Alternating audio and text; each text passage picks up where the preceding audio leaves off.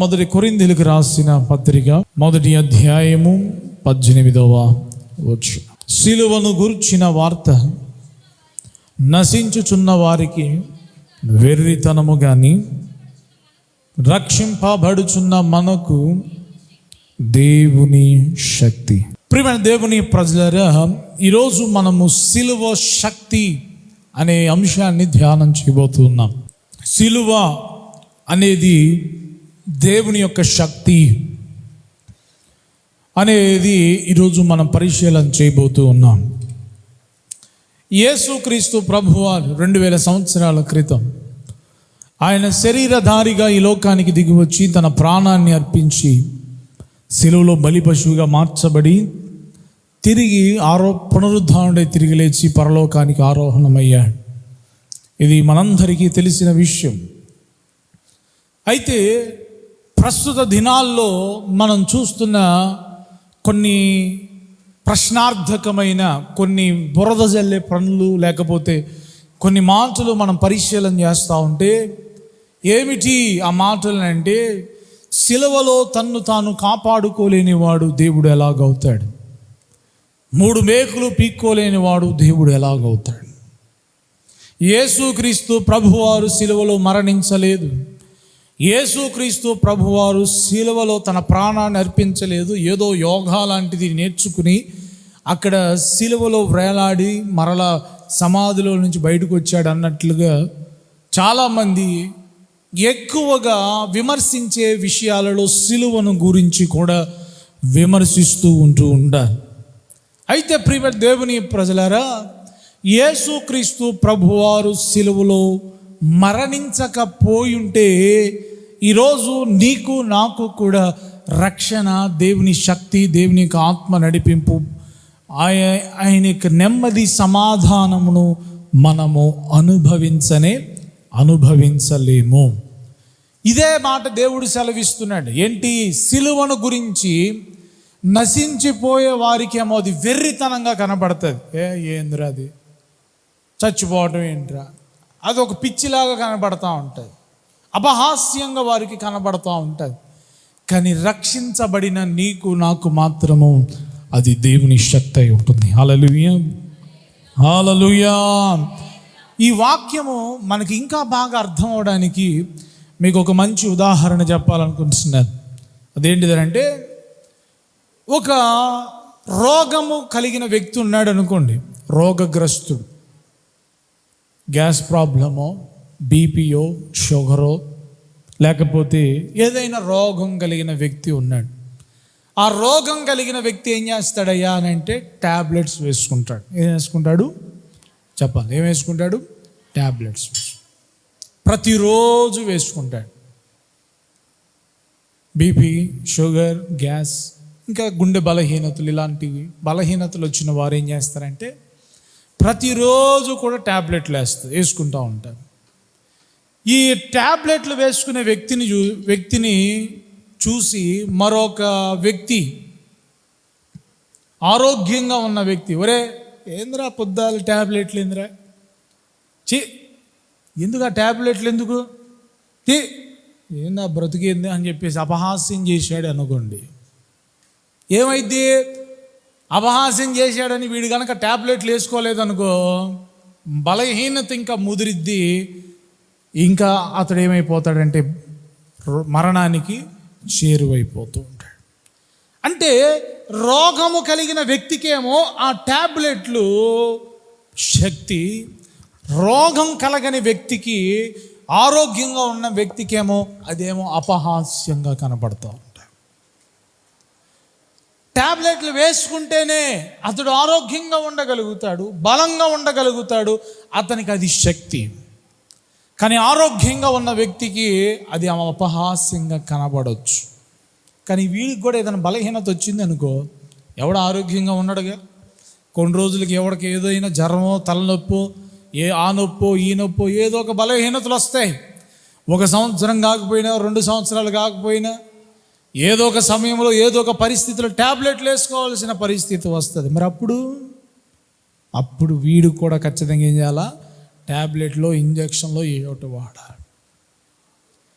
ప్రియమైన దేవుని ప్రజలారా గమనించండి, ఈరోజు కూడా చాలామంది ఈ సిలువను గురించి వ్యత్యాసంగా అపహాస్యంగా మాట్లాడుతున్నారు. కానీ పాపంలో నశించిపోతున్న మానవాళికి, పాపంలో కొట్టుమిట్టాడుతూ విడిపించేవారు లేకుండా, ఆ పాపం అనే దాస్యంలో, శాపంలో కొట్టుమిట్టాడుతూ మనశ్శాంతి నెమ్మది లేని వారికి ఆ సిలువే శక్తిగా మారుతుంది. హల్లెలూయా, స్తోత్రాలు చెల్లించుదా. హల్లెలూయా. మరి మిగిలిన వారికి ఎందుకు అపహాస్యం చేస్తున్నాడు? వాడి లైఫ్ కొంచెం బాగుందన్నమాట. అంటే వాడికి ఇంకా పాపం పండల, వారి యొక్క పాపం యొక్క పర్యవస్థానం అనుభవించే పరిస్థితిలోనికి రాలా. వస్తుంది ఆ టైంలో అతనికి కానీ ఎవరికైనా కానీ సిలువే శక్తిగా మారుతుంది.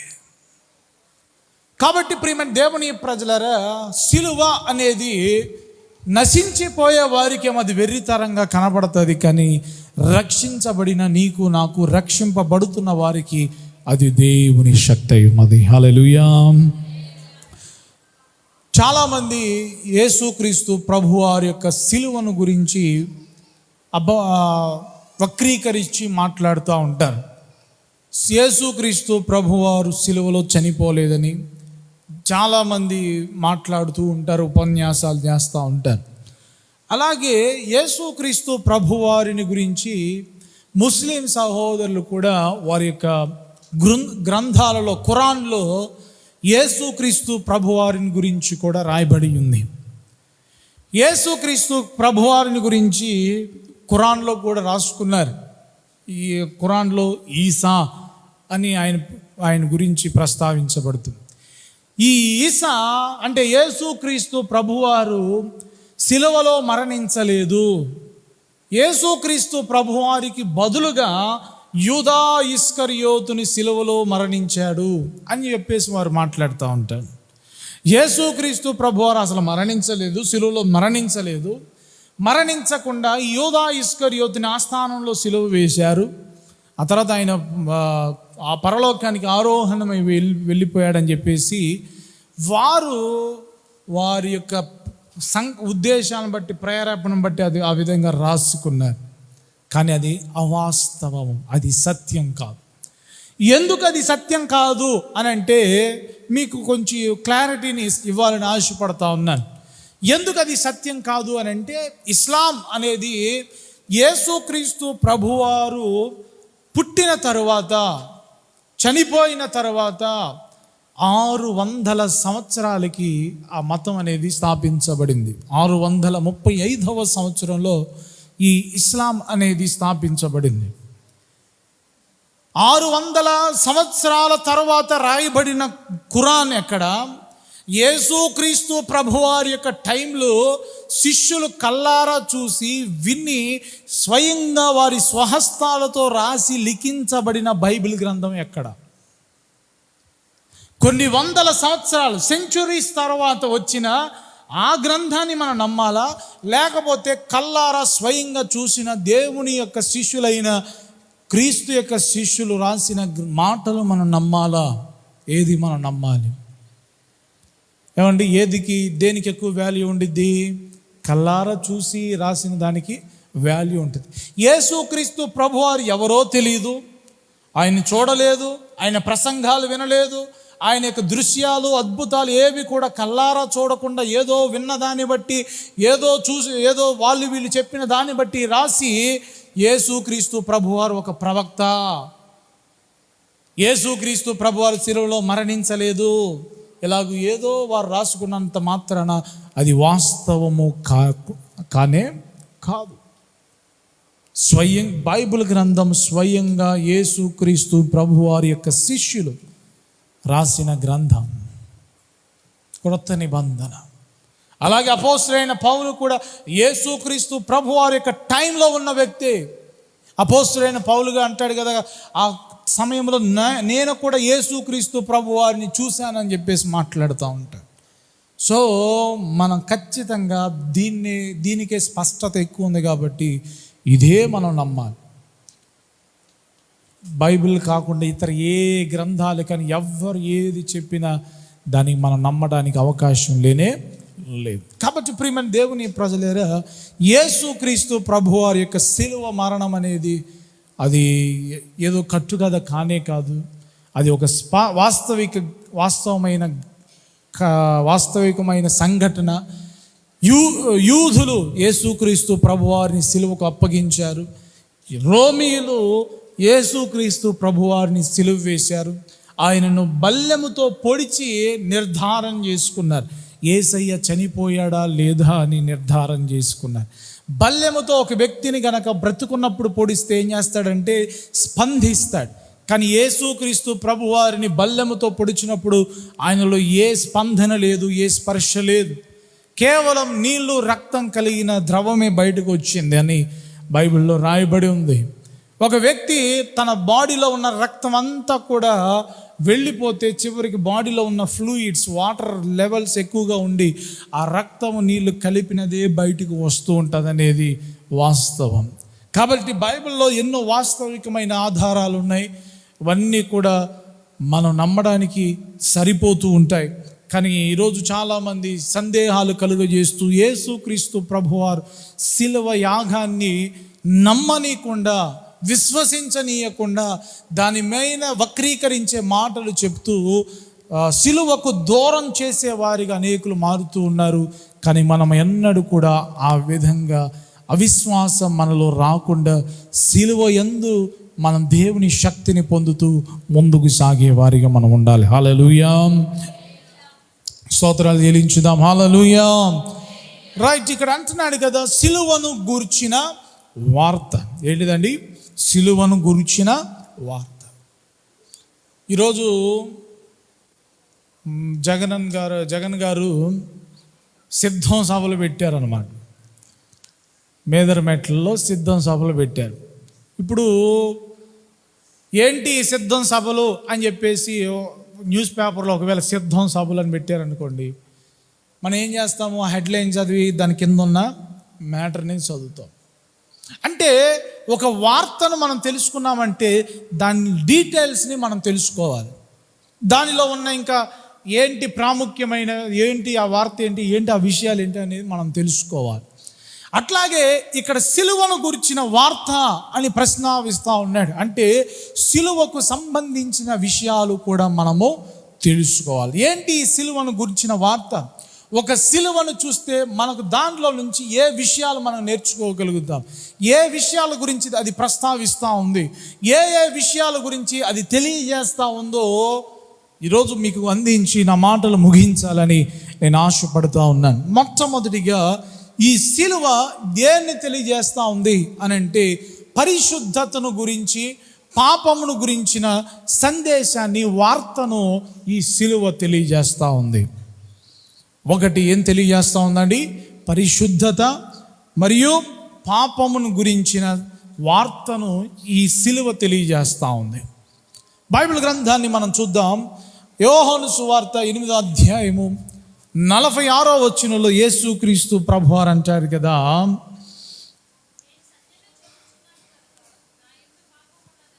నా యందు పాపమున్నదని మీలో ఎవడు స్థాపించగలడు? నేను సత్యము చెప్పుచున్న ఎడల మీరు ఎందుకు నన్ను నమ్మరు? ఒకటి ప్రియమైన దేవుని ప్రజలారా, ఈ సిలువ ఏం తెలియజేస్తుంది, ఏ వార్తను తెలియజేస్తుంది అంటే ఒక పరిశుద్ధుడు లోక జనులందరి పాపముల కొరకు మరణించాడనే వార్త తెలియజేస్తూ ఉంది. ఎవరో ఆ పరిశుద్ధుడు అనంటే ఆయనే యేసుక్రీస్తు ప్రభువారు. యేసుక్రీస్తు ప్రభువారు బ్రతికున్న దినములలో నాలో పాపమున్నదని ఎవరు స్థాపించగలరు అని ఆయన సవాలు విసిరాడు. ఒక్కరు కూడా ఆయనలో పాపాన్ని స్థాపించలేకపోయారు. ప్రియమైన దేవుని ప్రజలారా, సమాజంలో మనం జీవిస్తూ ఉన్నాం, మనుషుల మధ్య మనం బ్రతుకుతున్నప్పుడు మనలను చాలామంది గమనిస్తూ ఉంటారు. ఒకవేళ అదే సవాలు కనుక అదే మాట మనం అడిగామనుకో, ఇదిగో నీలో ఈ లోపాలు ఉన్నాయి, నీలో ఈ తప్పులు ఉన్నాయి, నీలో ఈ అవిధేయతలు ఉన్నాయి అని చెప్పేసి చెప్పగలిగిన వారు చాలామంది ఉంటారు. ఎందుకంటే మనం సమాజం మధ్య జీవిస్తున్నాం కాబట్టి. అదే సమాజం మధ్య యేసుక్రీస్తు ప్రభువారు కూడా సవాలు విసిరాడు. నాలో పాపముందని మీలో ఎవరు స్థాపించగలరు అంటే ఒక్కరు కూడా మోపలేకపోయారు. యేసుక్రీస్తు ప్రభువారిని సిలువ వేసే టైంలో కూడా యేసుక్రీస్తు ప్రభువారి మీద మోపబడిన నేరాలు మోపబడిన ఇక కేసులు ఏంటి అని అంటే, ఈయన దేవాలయాన్ని పడగొడతానన్నాడు. ఏమన్నాడంట? దేవాలయాన్ని పడగొట్టి 3 రోజుల్లో కడతాను. అదేమన్నా తప్ప? ఎన్నో 1,00,000 మాటలు మాట్లాడుతాం. ఇదిగో నేను విమానం కొనుక్కుంటా, లేకపోతే నేను అది చేస్తా ఇది చేస్తా అని చెప్పేసి ఎంతోమంది చెప్తా ఉంటారు. అది ఎట్లా తప్పు అవుతుంది? అది ఎట్లా పాపం అవుతుంది? వీళ్ళు దాన్ని ఒక నేరంగా యేసుక్రీస్తు ప్రభువారి మోపారు. మరలా అంటారు, ఇదిగో ఇతడు యూదులకు రాజు అని చెప్పేసి ప్రస్తావించుకుంటున్నాడు. రాజు అని చెప్తే అదేముంది? పాపం ఏముంది? అదేముంది? నేరం ఏముంది? ప్రియమైన దేవుని ప్రజలు, మాకు పిలాతే రాజు, ఇతడు యూదులకు రాజు కాదని చెప్పేసి యేసుక్రీస్తు ప్రభువారిని శిక్ష వేయాలని వారు దుష్ప్రచారాన్ని వారు చేశారు. కాబట్టి ప్రియమైన దేవుని ప్రజలు, యేసుక్రీస్తు ప్రభువారు పాపం చేసినందుకు శిక్ష అనుభవించలేదు. పక్కనున్న ఇద్దరు కూడా, యేసుక్రీస్తు ప్రభువారి పక్కన ఇద్దరు కూడా దొంగతనం చేశారని వారికి శిక్ష వేశారు. కానీ యేసుక్రీస్తు ప్రభువారు ఏ తప్పు, ఏ నేరము, ఏ దోషము చేయకుండా ఆయన పరిశుద్ధుడిగా జీవించి సిలువలో తన ప్రాణాన్ని అర్పించి మనందరి పాపముల కొరకు తన ప్రాణాన్ని అర్పించాడు. హల్లెలూయా, హల్లెలూయా. ఒకటి, సిలువను చూస్తే మనకి ఏ వార్త తెలియజేస్తుందంటే, ఒక పరిశుద్ధుడు దానిపైన చనిపోయాడు. ఎందుకోసం చనిపోయాడు అని అంటే, మనుష్యులందరి పాపముల నిమిత్తం దానిపై చనిపోయాడు. కొలస్సీలకు రాసిన పత్రిక 1వ అధ్యాయంలో మనం చూస్తున్నట్లయితే, కొలస్సీలకు రాసిన పత్రిక 2వ అధ్యాయం 14వ వచనాన్ని మనం చదువుకుంటే, మరియు అపరాధముల వలన శరీరమందు సున్నతి పొందక యునుట వలనను మీరు మృతులై ఉండగా దేవుడు వ్రాత రూపకమైన మన మీద రుణముగాను మనకు విరోధముగాను ఉండిన పత్రమును మేకులతో సిలువకు కొట్టి దాని మీద వ్రాంతను తుడిచివేసి మనకు అడ్డము లేకుండా దాన్ని ఎత్తివేసి క్షమించి ఆయనతో కూడా మిమ్మును జీవింపచేసెను. హల్లెలూయా. ఈ సిలువ ఏ వార్తను తెలియజేస్తున్నాయా అని అంటే, నీ పాపాలన్నీ కూడా దేవుడు తుడిచివేసేసాడు. ఏం చేశాడమ్మా? పాపములన్నిటినీ దేవుడు తుడిచివేసేసాడు. ఇక నిన్ను జీవింపజేశాడు. ఇంకంతే, ఆయనలో కూడా నిన్ను జీవింపజేశాడు అనేది ఈ సిలువ మనకి తెలియజేస్తూ ఉంది.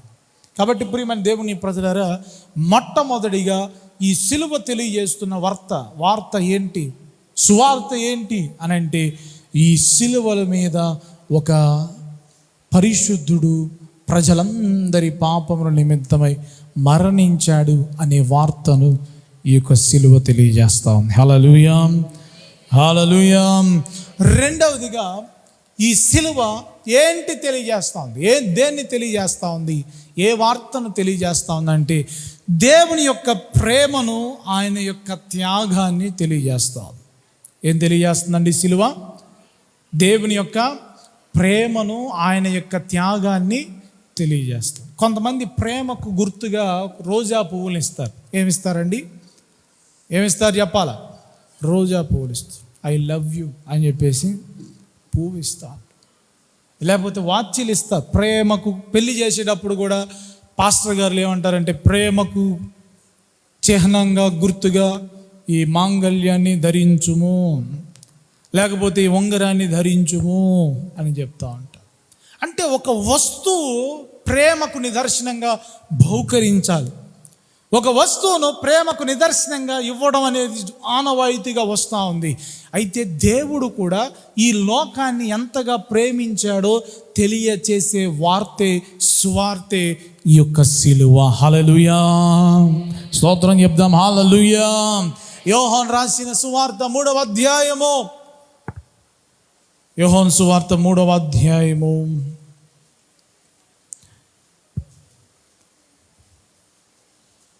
దేవుడు లోకమును 16వ వచనం యోహాను సువార్త 3:10 దేవుడు లోకమును ఎంతో ప్రేమించెను కాగా తన అద్వితీయ కుమారునిగా పుట్టిన వాని యందు విశ్వాసముంచు ప్రతివాడును నశింపక నిత్య జీవం పొందునట్లు ఆయనను అనుగ్రహించు. ప్రియమైన దేవుని ప్రజల, దేవుడు లోకాన్ని ఎంతో ప్రేమించాడు. దేన్ని ప్రేమించాడంటే చెప్పండి, లోకం అంటే ఎవరున్నారు? మనమే ఉన్నాం. మనందరినీ దేవుడు ఎంతగానో ప్రేమించాడు. ఆ ప్రేమకు గుర్తుగా దేవుడు ఏం చేశాడంటే ఈ యొక్క శిలువ త్యాగాన్ని మన కొరకు అర్పించాడు. శిలువ యాగాన్ని మనకు శిలువ యాగం కోసమే యేసుక్రీస్తు ప్రభువారు ఈ లోకానికి వచ్చాడే కానీ సుఖాన్ని అనుభవించడానికో, ప్రియమైన దేవుని ప్రజ అద్భుతాలు చేయడానికో కాదు.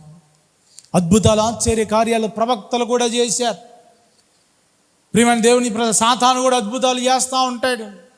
అద్భుతాలు ఆశ్చర్యాలు కార్యాలు చేయడం కోసం కాదు దేవుడు వచ్చింది. దేవుడు ఈ లోకానికి ఎందుకు దిగి వచ్చాడంటే ఇదిగో నశించిపోతున్న మానవాళిని పట్ల ఎంత ప్రేమ కలిగి ఉన్నాడో తెలియపరచి వారిని పాపం నుండి శాపం నుంచి విడిపించి వారిని పవిత్రులుగా మార్చాలని, తన సొత్తుగా మార్చుకోవాలని ఆయన శిలువ యాగాన్ని భరించాడు. శిలువను చూస్తుంటే మనకి తెలిసేది, గుర్తొచ్చేది, ఒక వార్త తెలియపరిచేది ఏంటిదనంటే దేవుడు లోకాన్ని ఎంతగా ప్రేమించాడో అది మనకు తెలియజేస్తూ ఉంది. ప్రియమైన దేవుని ప్రజలారా, ప్రేమ అనేది ఇద్దరు వ్యక్తుల మధ్య ఉండాలి అని అంటే ఖచ్చితంగా వారిలో త్యాగము అనేది ఉండాలి. ఏముండాలండి? త్యాగం. త్యాగము లేకపోతే ప్రేమ ఉండనే ఉండదు. అది ఎవరినైనా కావచ్చు, ఏ వ్యక్తులైనా కావచ్చు, పాస్టర్ గారైనా, విశ్వాసులైనా కావచ్చు, భార్యాభర్తలైనా కావచ్చు, స్నేహితులైనా కావచ్చు, బంధువులైనా కావచ్చు. త్యాగము లేకపోతే ప్రేమ ఉండనే ఉండదు. ఉదాహరణకి ఇప్పుడు భార్యాభర్తలు ఉన్నారనుకోండి, కొత్తగా వివాహమైంది. వివాహం అయితే ఏం చేస్తారు? భార్య తన పుట్టినింటిని, తన యొక్క పెరిగిన ఇంటిని అంతటిని వదిలిపెట్టేసి త్యాగం చేసి భర్తను నమ్మి వస్తూ ఉంటుంది. అక్కడ త్యాగం కనపడుతుంది.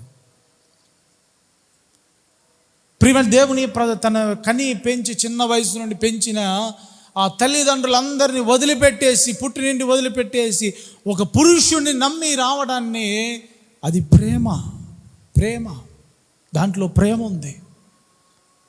పురుషుడు కూడా తన కని పెంచిన తల్లిదండ్రుల కంటే కూడా భార్యను కోసం కష్టపడతా ఉంటాడు, భార్య కోసం ప్రయాసపడతా ఉంటాడు, భార్యను సంతోషపెట్టడానికి ఇష్టపడతా ఉంటాడు. ఆ త్యాగంలో కూడా ప్రేమ కనపడుతూ ఉంటుంది.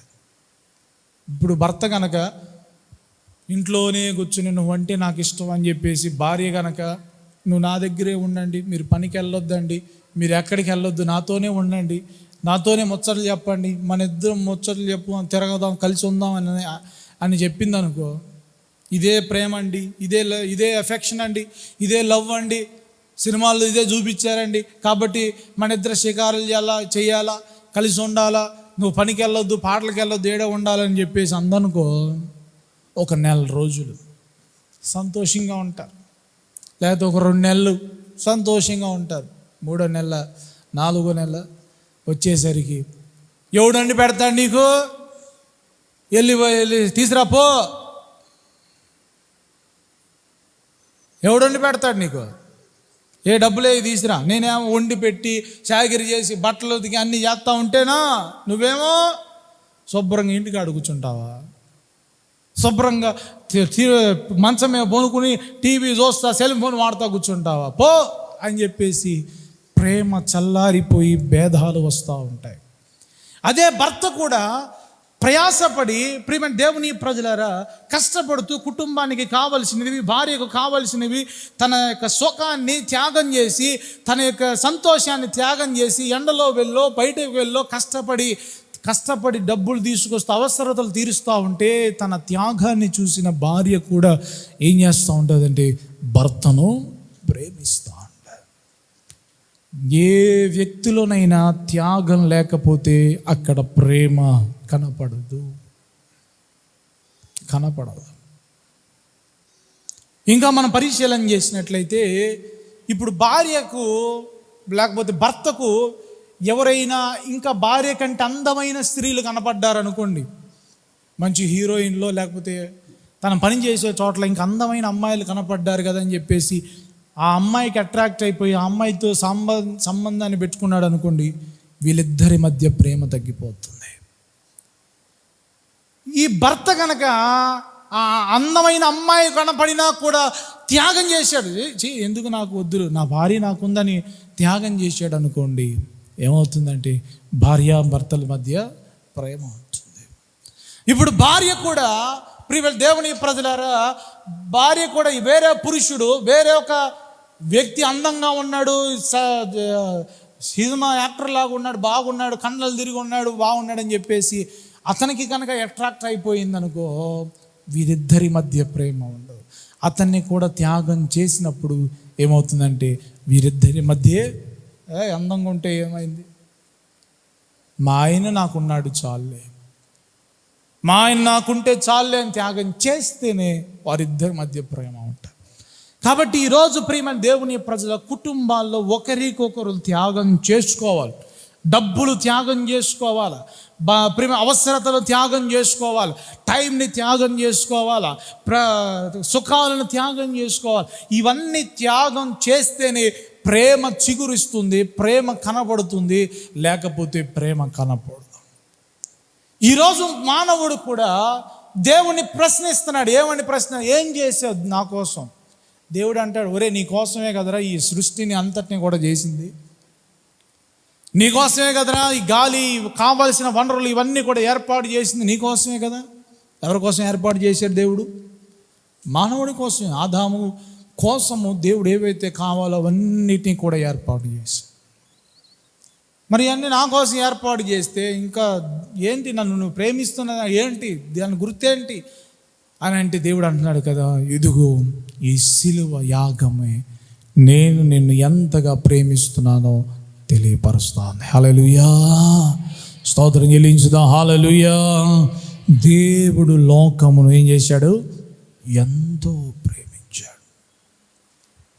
సమ్మర్ హాలిడేస్ అయిపోయిన తర్వాత పిల్లలందరూ కూడా కొత్తగా మరలా స్కూల్కి వెళ్ళారట. సమ్మర్ హాలిడేస్ తర్వాత స్కూల్కి వెళ్తే సాధారణంగా కొత్త పిల్లలు వస్తూ ఉంటారు, కొత్త టీచర్స్ వస్తూ ఉంటారు. అప్పుడు ఏం చేస్తూ ఉంటారంటే టీచర్స్ అడుగుతూ ఉంటారు, రే ఏం చేస్తూ ఉంటారు, పరిచయం చేసుకో, నీ పేరు, మీ డాడీ ఏం చేస్తారు, ఇవన్నీ పరిచయం చేసుకుంటూ ఉంటారు.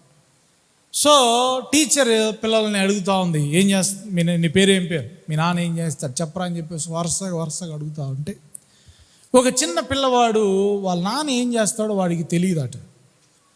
తెలియకపోయేసరికి వాడు ఏడుస్తూ ఉన్నాడట. టీచర్ నాకు తెలియదు టీచర్ అని చెప్పేసి ఏడుస్తూ ఉన్నాడు చిన్న పిల్లోడు. సరే ఏమైందిరా, తెలియకపోతే ఏం బాధ ఏం లేదులే, ఇబ్బంది ఏం లేదులే, రేపు నువ్వు తెలుసుకుని మీ నాన్న ఏం చేస్తాడు వచ్చి చెప్పు అన్నాడు. సరే టీచర్ అని చెప్పేసి వాడు సరాసరి ఇంటికి వెళ్ళినప్పుడు బ్యాగ్ కూడా ఉంచుకుని తండ్రి దగ్గరికి వెళ్ళాడట. డాడీ నువ్వు ఏం ఉద్యోగం చేస్తావు చెప్పు, మా టీచర్ అడిగాడు, నువ్వేం ఉద్యోగం చేస్తావో చెప్పాలి నాకు అని చెప్పేసి వాళ్ళ డాడీని అడిగితే వాళ్ళ డాడీ అన్నాడట, ఒరే రేపు సండే కదా, రేపు ఆ సెలవు వచ్చింది కదా, రేపు నేను ఎక్కడ పని చేస్తున్నానో ఆ పని చేసే స్థలానికి నిన్ను తీసుకుని వెళ్తాను, అప్పుడు నువ్వు చూసి మీ టీచర్స్కి చక్కగా నువ్వు చెప్పుకోవచ్చు అని చెప్పేసి చెప్పాడట. సరే డాడీ, రేపు నేను నీతో పాటు నీ పని చేసే స్థలానికి వస్తాను. సరే అని చెప్పేసి ఈ పిల్లవాడిని తర్వాత రోజు తను పనిచేసే స్థలానికి తీసుకుని వెళ్ళాడు. ఈ యొక్క తండ్రి ఏం చేస్తూ ఉంటాడంటే ఆ యొక్క ఊరిలో ఒక బ్రిడ్జ్ అనేది ఉంటుంది. ఆ బ్రిడ్జ్ రెండు కూడా ఓపెన్ అవుతాయి, రెండు కూడా మరలా కలుసుకుంటూ ఉంటాయి. నది మీద కట్టబడిన ఆ బ్రిడ్జ్ ప్రియమైన దేవుని ప్రజల పడవలు వచ్చినప్పుడేమో ఆ పడవల హైట్కి ఆ బ్రిడ్జ్ తగలకుండా దాన్ని లిఫ్ట్ చేస్తారు. మరలా ట్రైన్స్ వచ్చేటప్పుడు మరలా ట్రైన్ ప్రయాణం చేయడానికి మరలా బ్రిడ్జిని కలుపుతూ ఉంటారు. వాళ్ళ నాన్న ఆ పని చేస్తాడు. ఆ ఆఫీస్కి తీసుకెళ్ళాడు, చూపించాడు, ఒరే నాన్న ఈ పని చేస్తూ ఉంటాను, ఈ బ్రిడ్జిలు ఇవన్నీ ఆపరేట్ చేస్తూ ఉంటానని చెప్పేసి చూపించాడు. ఆ చైన్లు, ఆ గొలుసులు అవన్నీ తిప్పాల్సినవన్నీ కూడా చూపించాడు అన్నమాట. చూపిస్తే ఈలోపు వాళ్ళ నాన్నకి చిన్న పేపర్ వర్క్ పని ఉంటే పక్క రూమ్లో ఆ పేపర్ వర్క్ అదంతా కూడా చేసుకుంటూ ఉన్నాడు. వీడేమో ఆ రూమ్లో తిరుగుతూ ఉన్నాడు. అక్కడ పెద్ద పెద్ద మిషనరీస్ అవన్నీ చక్రాలు ఇవన్నీ ఉంటాయి. ఆ గేట్ తిరగడం అంటే మామూలు విషయం కాదు. పెద్ద పెద్ద చక్రాలు ఇవన్నీ కూడా ఉంటాయి. వాడేమో అక్కడ ఆడుకుంటూ ఉన్నాడు, తండ్రి ఏమో పేపర్ వర్క్ చేస్తూ ఉన్నాడు. ఈలోపు ఒక ఫోన్ వచ్చింది. ఏంటి ఆ ఫోన్ అంటే, ఇగో ట్రైన్ రాబోతుంది, త్వరగా గేట్ని మూసేసే. ట్రైన్ రాబోతుందని చెప్పాడు కాబట్టి మూసేద్దాం, ఈలోపు తొందరగా చివరి టైంలో వెళ్ళినా అయిపోతుంది కాబట్టి తొందరగా పేపర్ వర్క్ చేసుకుని వెళ్దాం అని చెప్పేసి పేపర్ వర్క్ చేసుకున్నాడు. టైం దగ్గర పడుతూ ఉంది, షార్ట్ టైం, ట్రైన్ దగ్గరికి వచ్చేసింది, సిగ్నల్ వచ్చేసింది, దగ్గరికి వస్తున్నట్లు సిగ్నల్ వచ్చేసింది. ఇక గబగబా వెళ్ళేసి ఏం చేయాలనుకున్నాడు, ఆ యొక్క బ్రిడ్జ్ని క్లోజ్ చేయాలి అని అనుకున్నాడు. క్లోజ్ చేస్తూ ఉంటే ఈలోపు వాళ్ళ కొడుకు పిలిచాడు, డాడీ నేను ఇక్కడున్నాను. ఏంట్రా నువ్వు అక్కడేం చేస్తున్నావు రా, తొందర దిగిరా అని చెప్పేసి చెప్తా ఉంటే వాడు ఆ మిషనరీలో అక్కడ ఎక్కడెక్కాడు. చాలా పెద్ద పెద్ద మిషనరీస్ అవన్నీ చక్రాలు తిరుగుతూ ఉంటాయి. వాడు ఏమో దిగి రావటానికి ఏమో భయపడతా ఉన్నాడు, దిగి రాలేకపోతా ఉన్నాడు. ఇప్పుడు ట్రైన్ దగ్గరికి వస్తూ ఉంది. ఒకవేళ మిషన్ కనుక తిప్పితే వాడేమో తిరిగి చక్రాల్లో పడిపోయి నుజ్జు అయిపోతూ ఉంటాడు. ఒక పక్క ట్రైన్ వస్తూ ఉంది. అక్కడికి వెళ్ళి కాపాడి మరి వాడిని కిందగా తీసుకొచ్చి మరలా బ్రిడ్జ్ క్లోజ్ చేసే టైం ఏమి ఉండట్లా. ఒక పక్క ఏం ఆలోచిస్తున్నాడు, 1000 మంది ప్రజలు ఒకవైపు, తను కన్న కొడుకు ఒకవైపు ఆలోచన చేస్తూ ఉన్నాడు, ఏం చేయాలి. కన్నీరు మున్నీరైపోయారు, గుండె పగిలిపోయింది, ఏడుస్తూ ఉన్నాడు.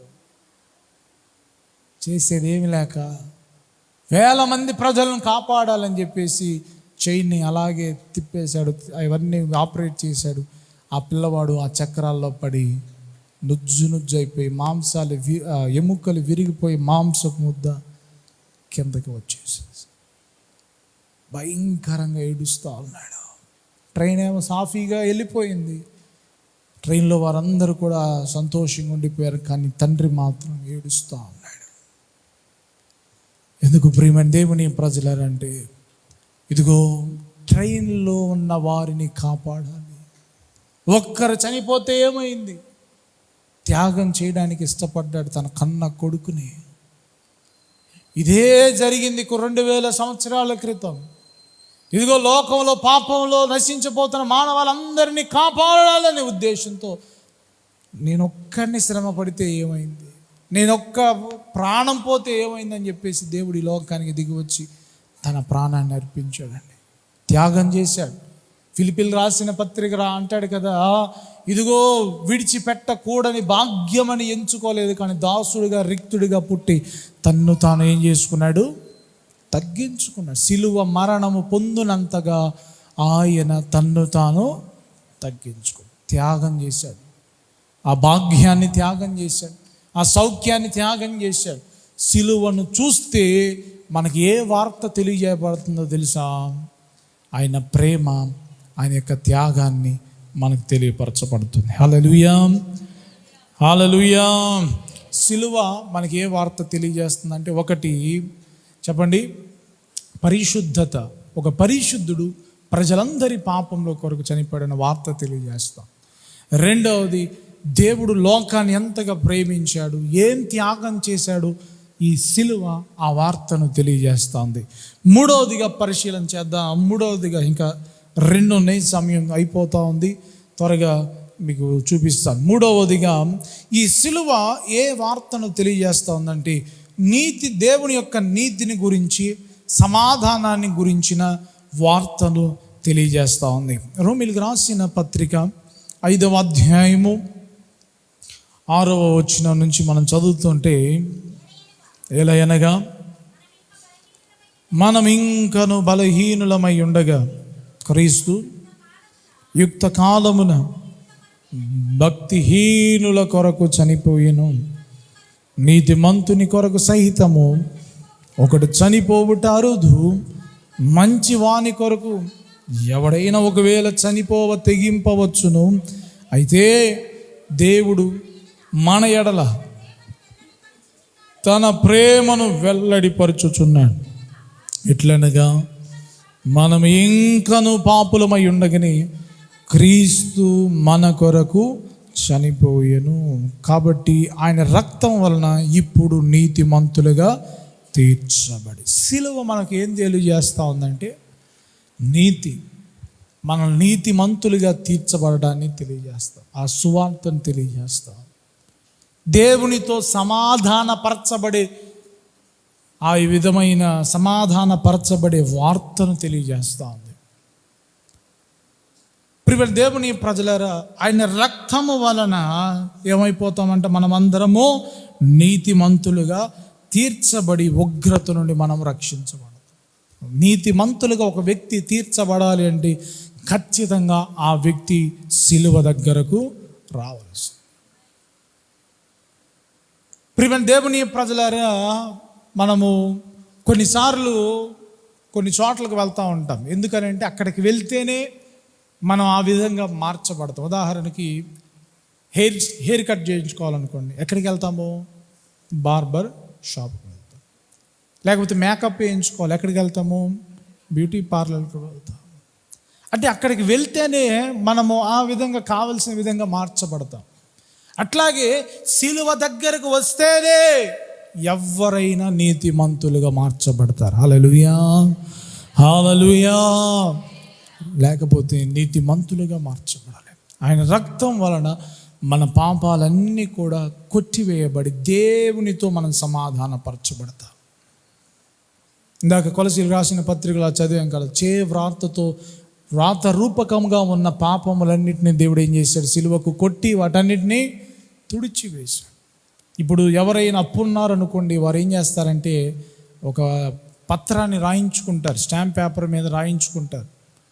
ఆ పత్రం ఉన్నంత వరకు వాడు వీడికి బాకీ, వడ్డీ కడతా ఉండాలా, డబ్బులు కడతా ఉండాలా.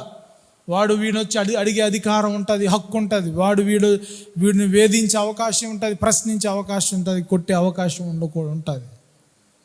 కానీ వన్స్ ఒక్కసారి ఆ బాండ్ పేపర్ గనక చెల్లించిన తర్వాత చినిగిపోతే వాడికి వీడికి ఏ విధమైన సంబంధం ఉండదు. వాడికి ఫ్రీ, స్వతంత్రం, ఒక సమాధానం కలిగి ఉంటాడు. లేదా వాడికి డబ్బులు కట్టాడు, వాడికి అది చెల్లించాలి, ఇది చెల్లించాలని గరిబిలితో ఉంటాడు. ఇప్పుడు దేవుడు కూడా మన పాపాలన్నిటినీ సిలువలో కొట్టివేయడాన్ని బట్టి ఈరోజు మనకు సమాధానం లభిస్తుంది. మనకి సాతానికి మనకి ఉన్న సంబంధం కొట్టివేయబడి దేవునికి మనకు మధ్య సమాధాన బంధము ఏర్పరచబడుతుంది. హల్లెలూయా. సిలువను ఇంగ్లీష్లో ఏమంటారు? క్రాస్ అని పిలుస్తారు. క్రాస్ అంటే మరొక అర్థాన్ని కూడా మనం చూడగలుగుతాం. ఏమంటారంటే క్రాస్ అంటే దాటుట, రోడ్డుని క్రాస్ చేయి, బ్రిడ్జిని క్రాస్ చేయి. క్రాస్ అంటే ఏంటి? దాటుట. అలాగే సిలువ కూడా క్రాస్ అని పెట్టబడ్డారు, అంటే దాటుట. ఈ భూలోకమును మనం దాటి పరలోక రాజ్యానికి చేరే ఒక సాధనము, ఒక మార్గము ఈ యొక్క సిలువ. హల్లెలూయా, హల్లెలూయా. కాబట్టి మనలను దేవునితో సమాధానపరిచే సిలువ వార్త, నీతిమంతులుగా మార్చేది ఈ సిలువ అన్నమాట. మెడలో వేసుకున్నంత మాత్రాన, ఇంట్లో పెట్టుకున్నంత మాత్రాన కాదు.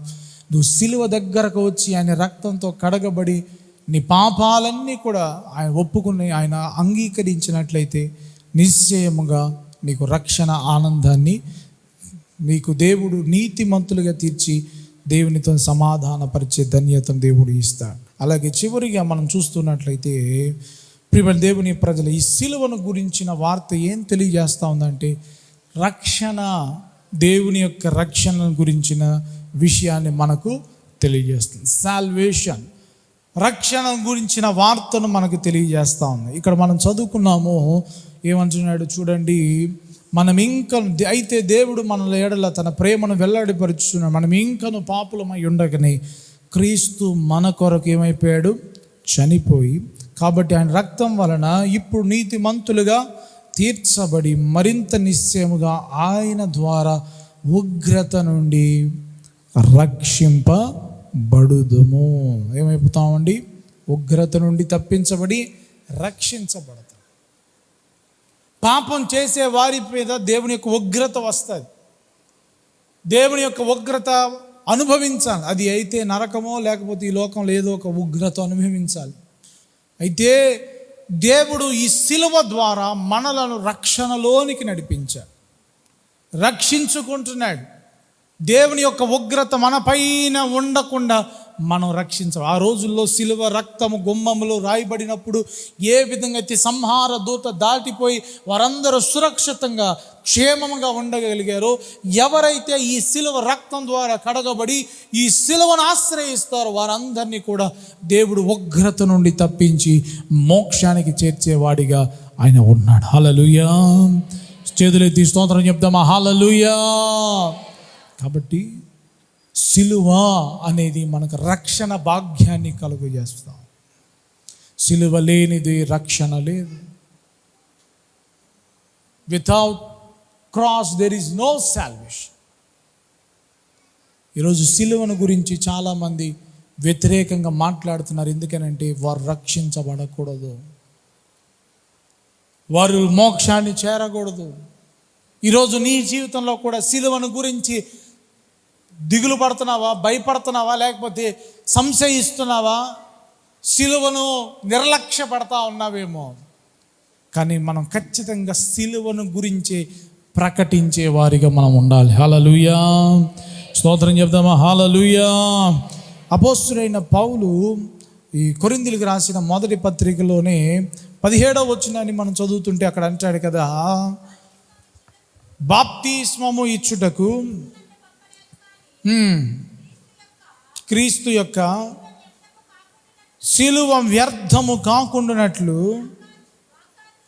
వాక్చాతుర్యము చేత లేకుండా సువార్త ప్రకటించుటకి ఆయన నన్ను పంపిన. క్రీస్తు యొక్క శిలువ ఏమవ్వకూడదంట, వ్యర్థము కాకూడదు. క్రీస్తు యొక్క శిలువ వ్యర్థము కాకుండా ఉండాలని అపోస్తుడైన పౌలు ఆశపడతా ఉన్నాడు.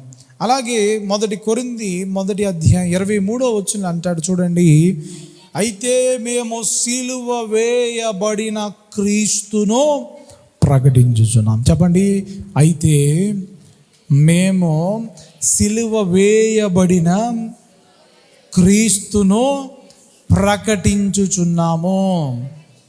ఎవరిని ప్రకటిస్తున్నాడంటే అపోస్తలుడైన పౌలు, సిలువ వేయబడి అద్భుతాలు చేసే దేవుని కాదు ప్రకటిస్తూ ఉంది, సిలువ వేయబడిన దేవుణ్ణి ప్రకటిస్తాం.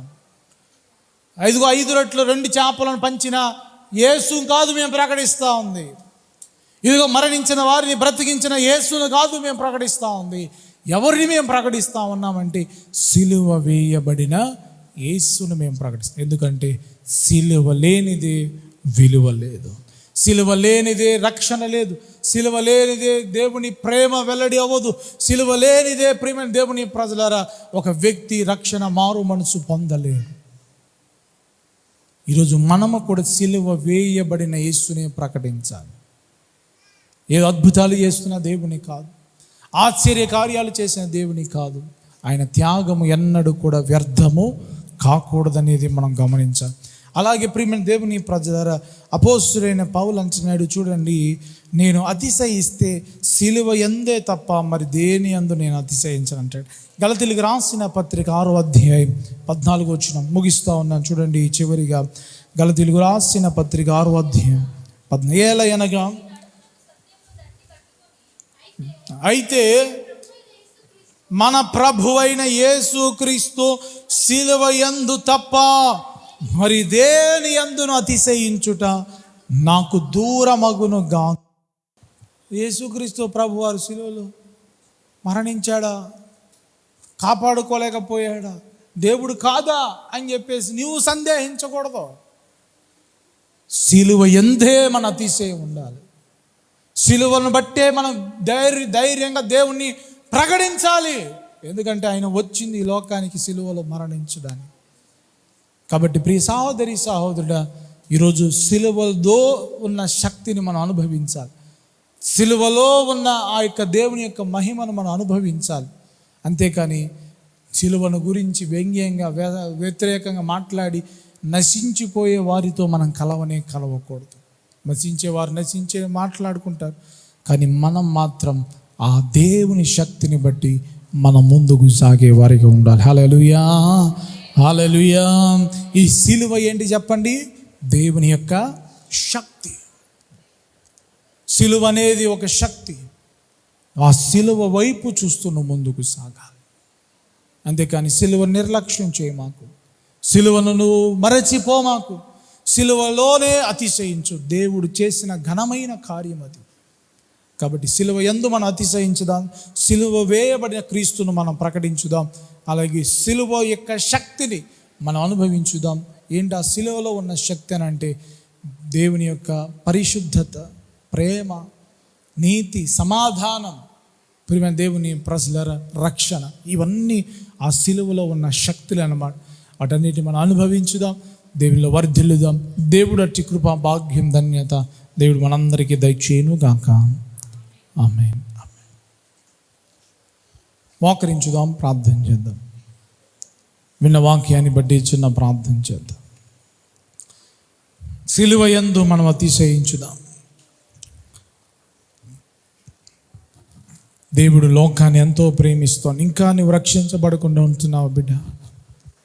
సిలువ దగ్గరకు రాలేకుండా ఉంటున్నావా? యేసయ్యక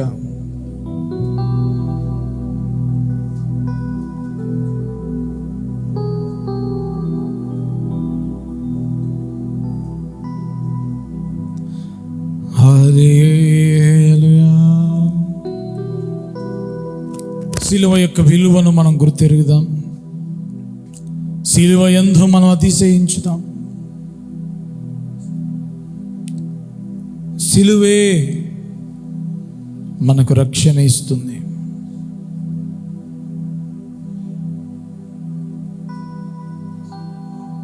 నీకోసం, నా కోసమే కదా ఆయన తన ప్రాణాన్ని అర్పించింది. రక్షించబడుతున్న మనకు అది దేవుని శక్తి. సిలువలో వేలాడి నీ కొరకే, సిలువలో వేలాడి యేసు నిన్ను పిలుచుచుండే. ఆలస్యము నీవు చేయకుము, యేసు నిన్ను పిలుచుచుండే. ఆలస్యము నీవు చేయకుము, సిలువలో వేలాడి నీ కొరకే, సిలువలో వేలాడి కల్వరి శ్రమలన్నీ నీ కొరకే, ఘోర సిలువ మోసి కృంగుచునే.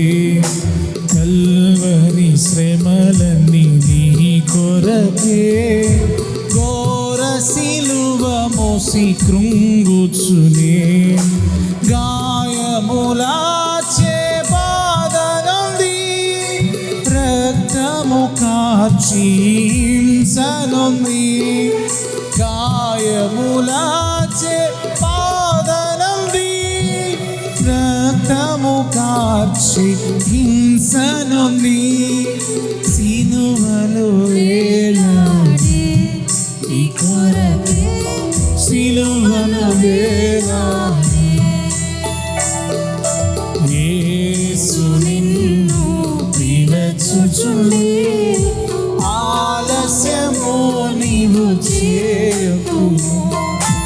యేసు నిన్ను పిలుచుచుండే, ఆలస్యము నీవు చేయకుము.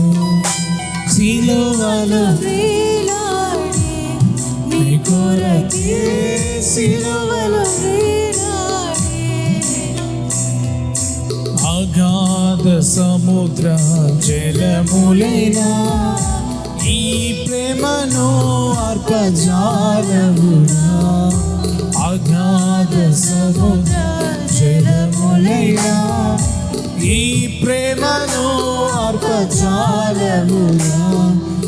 ఈ ప్రేమ నీకై విలపించుచు ప్రాణము దార పోయుచుని. ఈ ప్రేమ నీకై విలపించుచు ప్రాణము దార పోయుచుని. సిలువలో వేలాడే నీ కొరకే, సిలువలో వేలాడే. యేసు నిన్ను పిలుచుచుండే, ఆలస్యము నీవు చేయకుము. యేసు నిన్ను పిలుచుచుండే, ఆలస్యము నీవు చేయకుము. సిలువలో వేలాడే నీ కొరకే, సిలువలో వేలాడే. సిలువలో వేలాడే నీ కొరకే, సిలువలో వేలాడే.